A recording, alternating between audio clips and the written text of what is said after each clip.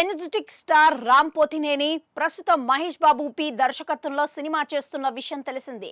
మైత్రి movie makers banner లో రూపొందుతున్న ఈ సినిమాలో భాగ్యశ్రీ బోర్సే హీరోయిన్ గా నటిస్తోంది.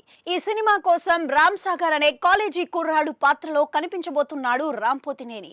విశ్వసనీయంగా అందుతున్న సమాచారం ప్రకారం ప్రస్తుతం చిత్ర యూనిట్ సభ్యులు సికింద్రాబాద్ లోని ఒక కాలేజ్ లో షూటింగ్ చేస్తున్నారు. కాలేజీకి సంబంధించిన సన్నివేశాల షూట్ జరుగుతుందని రామ్ తో పాటు హీరోయిన్ భాగ్యశ్రీ ఈ స్కెడ్యూల్లో పాల్గొంటున్నారు.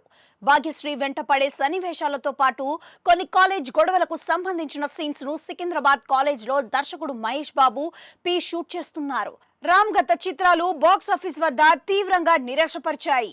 ఇస్మార్ట్ శంకర్ తర్వాత రామ్ హో భారీ కమర్షియల్ హిట్ కోసం వెయిట్ చేస్తున్నాడు.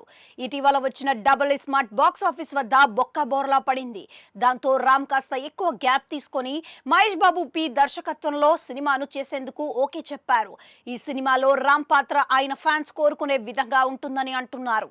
ఈ మధ్య కాలంలో రామ్ ను ఏ సినిమాలో చూడని విధంగా చూడబోతున్నారని, జగడం వంటి పాత్రతో రామ్ మరోసారి ప్రేక్షకుల ముందుకు రాబోతున్నాడు అంటూ ఆఫ్ ది రికార్డ్ అంటున్నారు.